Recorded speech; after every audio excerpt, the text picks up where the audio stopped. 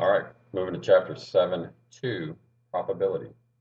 Our essential question is, how do you find the probability of different events? Okay, there's going to be a couple of things here that we're going to look at. Some of these definitions you want to pay attention to so you know the difference of what we're talking about. Probability. What is probability? The chance of an event happening is a probability. Like, what's the chance that it rains today? What's the probability if I take this die right here and roll it and get a 6? Okay, those are probabilities. What's the chances of that happening? An outcome is any one of these possible results. If all outcomes are equally likely, the probability of a single event is the ratio that compares the number of favorable outcomes to the total number of outcomes. Okay, this is the formula right here for probability. Take my die again. What's the probability that I roll a 6 here? Well, when you look at the die, there's only one 6, isn't there? Okay, so I have one chance out of possible 1, 2, 3, 4, 5, 6 sides. So my chances of rolling a 6 here, or like I have here, the probability of rolling a 2, okay, is 1 out of 6. Did I get it? No. Because is 1 out of 6 very favorable? No. You know, the chances of you winning the lottery, okay, 1 in a 50 million or whatever, is that very likely? No. Okay, a lot more people are going to lose than the one that wins. Okay, that's probability. What is a complementary event? It's the probability of an event not happening. Okay, if the probability of me rolling a 2 is 1 out of 6, then the probability of not rolling a 2 is 5 out of 6. It's what's left over. How many other chances? There's 5 other chances here of me not rolling a 2. Okay, 5 out of 6. So the complementary is the not. It's the other part of it. Okay, sample space. What's a sample space? Set of all possible outcomes, usually shown by a tree diagram. And I'll show you an example of a tree diagram. But very simply, my sample space for my die here would be the numbers 1 through 6. I've got 1 through, I can roll 1 through 6. Okay, that's my sample space there. I'll show you the tree diagram in a second. Okay. So we've got probability, the number of favorable outcomes over the total.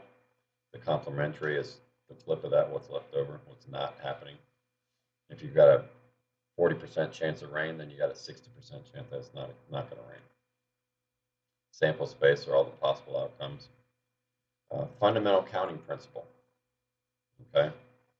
If event M has M possible outcomes and N has N possible outcomes, then event M followed by N has M times M possible outcomes. Okay.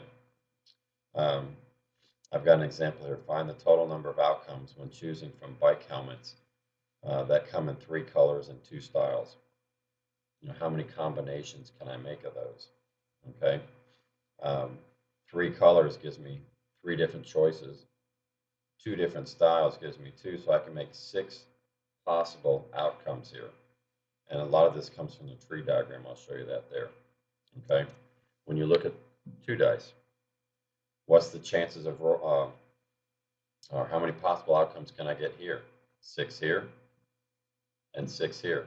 How many total possible combinations can I get? 36. 6 times 6.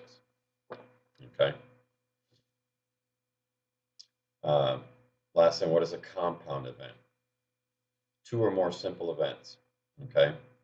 Now these 2 things we're going to talk about here is independent and dependent events. 2 things, you have independent events when the outcome of one doesn't affect the other. I roll this dice, boom, I get a 2. Does that have anything to do with what's going to happen with the second dice? No. It's totally different. I'm going to roll this and I can get anything. I get another 2, I get whatever. They're independent events. Okay? Whatever I roll here has no effect on what I roll here. Independent. Okay? The total number of outcomes, if you want to know the probability of, let's say, rolling a 2 and then rolling a 3, it'd be 1 out of 6 times 1 out of 6. Or like here, probability of rolling a 2 or a 4 on the first die. So I've got 2 chances, and a 5, and a 5 on the second. So what's the probability of getting a 2 and a 4 on the first one, and then a 5 on the second one?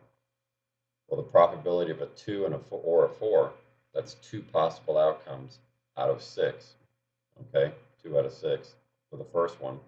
And then the second dice, the probability of rolling a 5 is 1 out of 6. So the probability of getting a 2 or a 4 and then a 5, multiply those together, is 1/6.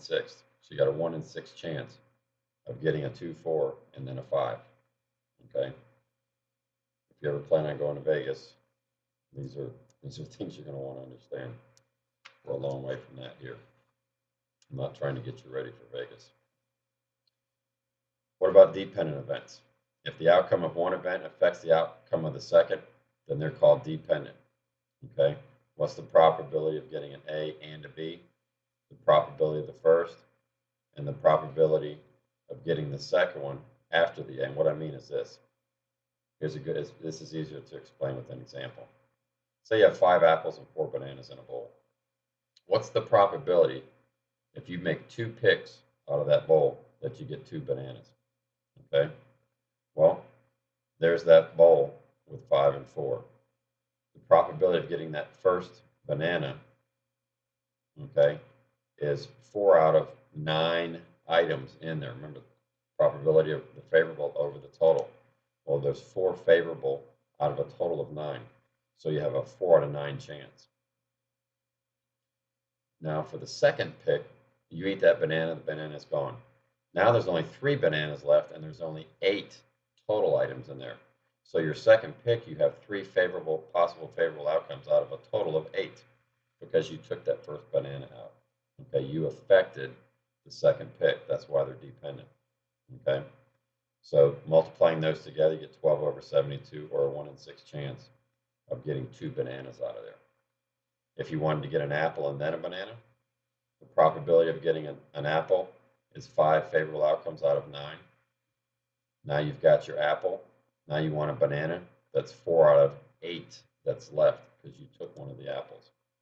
Okay, so that's 20 out of 72, or 5/18 chance of getting an apple and then a banana.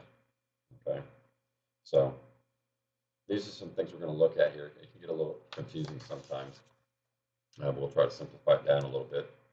I mentioned a tree diagram. This is what a tree diagram looks like.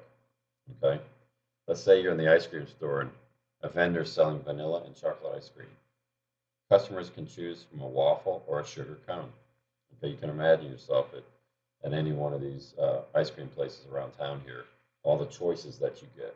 Okay, well, we're just going to say you have a vanilla and chocolate, or you get a waffle or sugar cone. Find the sample space of all possible orders of 1 scoop of ice cream in a cone. Okay, well, you start out with, you can go chocolate or vanilla. Okay, and then for each of those, if you pick vanilla, now you got to choose between waffle or sugar. It's the same thing if you picked this chocolate. So what are the possible outcomes here? Follow the tree branches. You can get a vanilla waffle. You can get a vanilla sugar cone. You get a chocolate with a waffle cone, or chocolate with a sugar cone. How many possible outcomes are there? 4. Okay. And if you think about it, you had 2 choices here and 2 choices here. 2 times 2 is 4. Okay, that's your counting principle. So that's what a tree diagram looks like. We'll look at a lot of different probability type things here in class over the next couple of days. Hopefully get everybody squared away on that. And we'll see you then.